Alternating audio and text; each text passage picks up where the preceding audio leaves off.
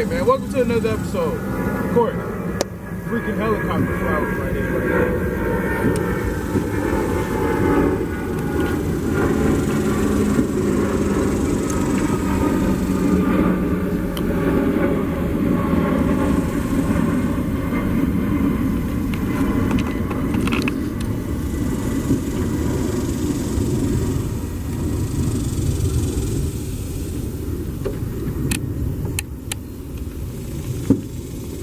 Alright, so welcome to another episode of MuckCityAngler, man. So, today is a beautiful day. We're going to flip around a little bit and see what we can come up with. I'm going to go with what I'm using just here in a second. That way you guys can get a visual of what I'm throwing it, how I'm throwing it, and where I'm throwing it at. So basically I'm throwing a 3-aught flipping hook. I got a raised crawl, cut the top of it off a little bit to make it a little bit more compact. You see it's the size of my hand. Got a bullet weight, a bobber stopper, and a bullet weight. Tungsten weight is that. Throwing that on a 7-foot Bass Pro medium fast action 7-foot flipping rod. What I'm basically doing is just taking my bait right now and literally throwing it into the grass area.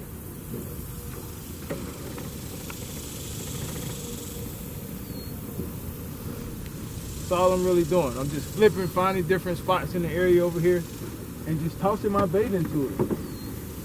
Just tossing my bait into it. If one is in there, he's gonna hit it on the fall.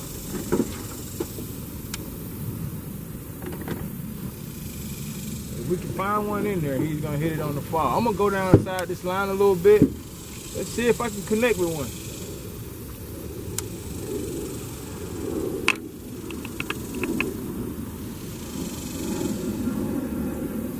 Once you throw it in there, you wanna throw it in.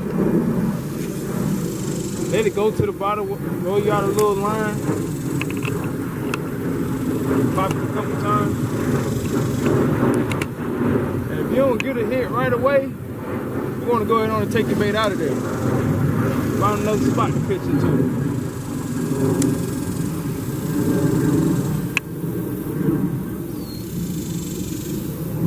Just want to find another spot once you get it out of there.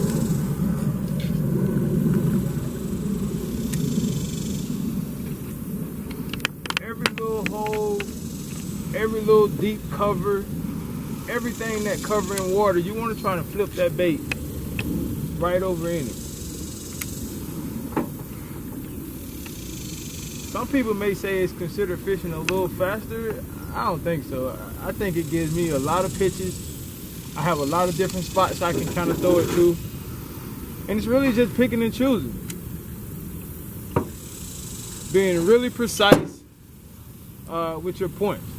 And also, once you throw your bait in, be looking for your next spot. So for every pitch I make, I'm looking at the weed line farther down. That way I have an idea. That way I have an idea on where I'm gonna throw my next cast.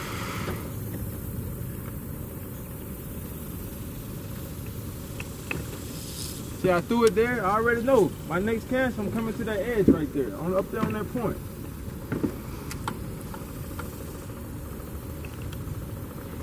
And if there's one up here, he's gonna hit it on the fall.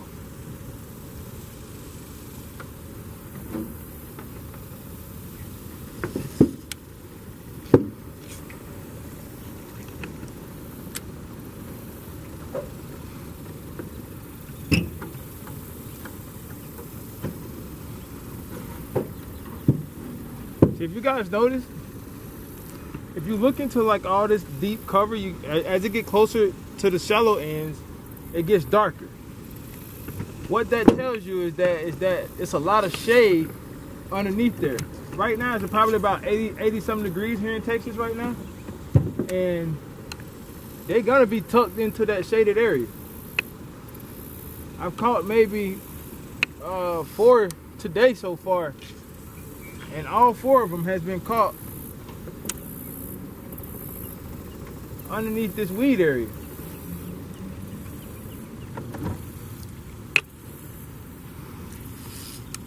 Takes a lot of patience, takes a lot of pitches, but try and make every pitch count. Even if you don't have a bad cast, leave it down there and sit it in there for a minute.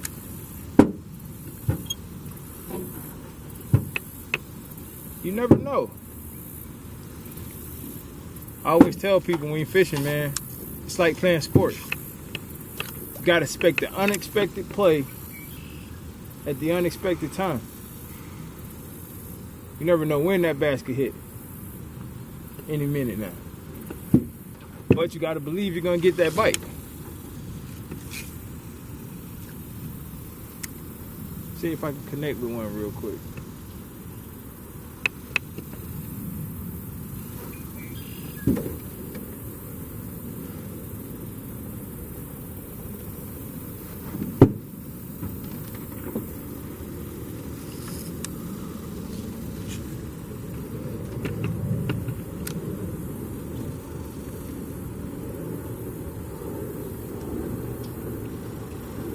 Sun's coming in and out. You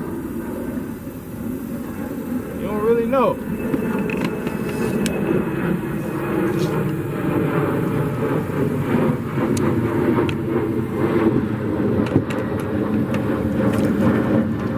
I missed it. Missed it.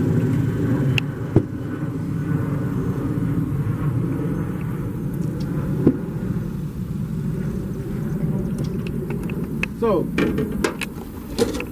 I just missed him on that bait right there, which means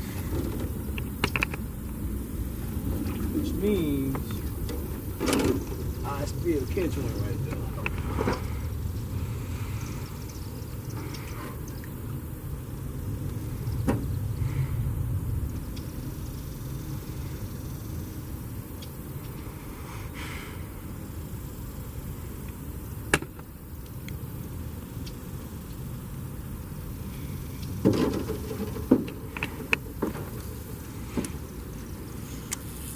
That's really ugly, but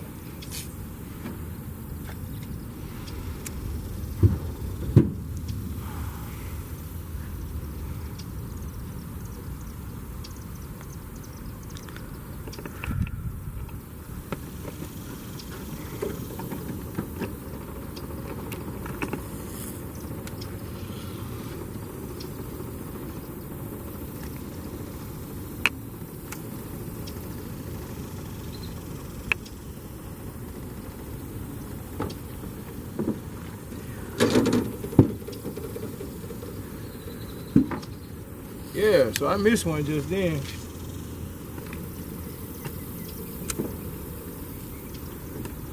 Let's see if I could potentially hook up before we and the kids get out of here.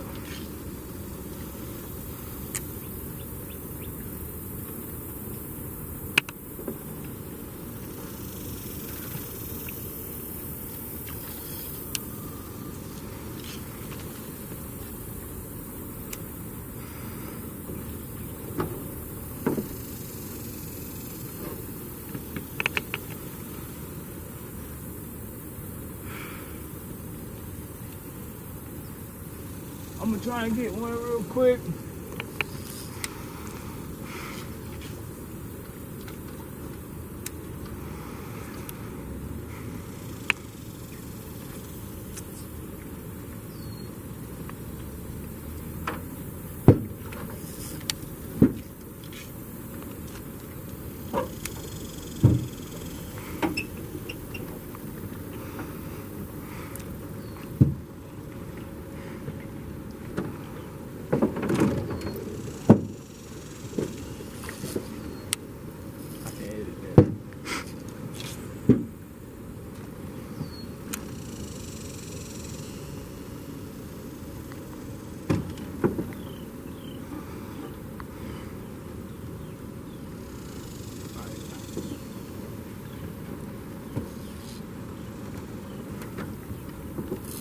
All right, So basically that's flipping and pitching.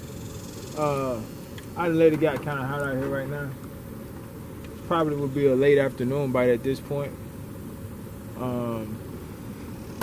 But that's a little bit of basics of the fundamentals of flipping and pitching. Basically, you want to just you always want to take your bullet weight because you want something that can kind of get down through those beads. So you always want to go with a tungsten size weight when you're trying to do that. You always also want to go with a bobber stopper when you're getting ready to flish it. It's that small yellow little thing right there. You want to make sure you have one of them just to kind of keep your weight in place. A lot of times when you flipping and pitching in those grassy areas, if you got your weight separated, your line and your hook and your weight is going to separate each other, and then one of them is going to get hung up. That's why you always want to keep your weight on and bring your bobber stopper down. That way everything stays tight and compact. I played with my worm a little bit just because it was really long for the actual hook that I was using, so I cut a little bit off the top just to kind of get a small compact tight bait out of it. But I like these colors. The bass here in this particular lake, they like it, so I like using them. And again, I'm throwing it on a 7-foot medium heavy action rod. It's not a very expensive rod. It's actually a very affordable rod. I think this one was maybe under $100. So you don't have to go and buy a $200 rod to come out here and actually get some quality fishing in. So again, guys, thanks for watching. Stay tuned. MuckCityAngler, you can find me on YouTube, you can find me on Instagram, and you can find me on Facebook with more videos to come. So I thank you guys today. Be blessed.